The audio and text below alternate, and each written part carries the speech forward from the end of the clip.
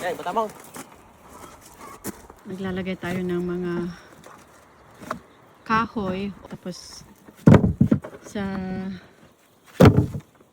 ibabaw ng mga kahoy magdadagdag tayo ng manure na galing sa chicken coop.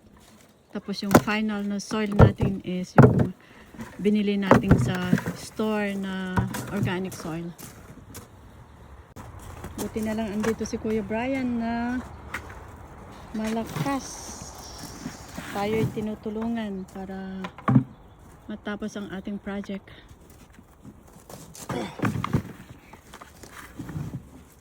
Tatlo ang kinuha nating variety ng strawberry natin.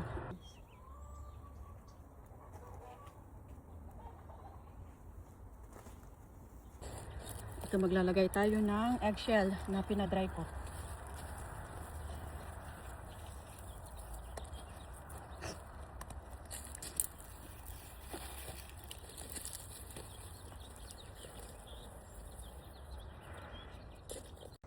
So naglalagay tayo ng organic na pangpataba.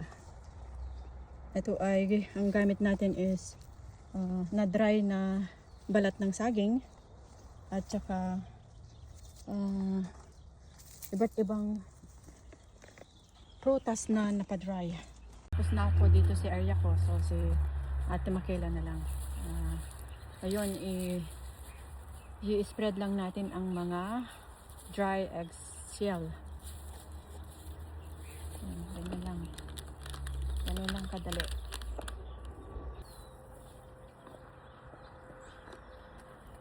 Tingnan natin kung nagmana si ate kay Miss Green Thumb. Tingnan natin. So, siya lang ang nagtanim doon. So, we'll see.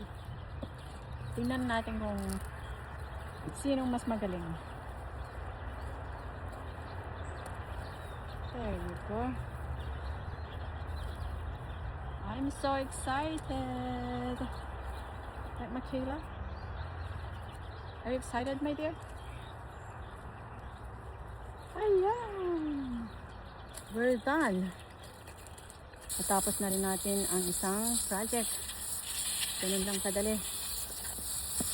Sipag at syaga lang para madaming libre mga kadrintam.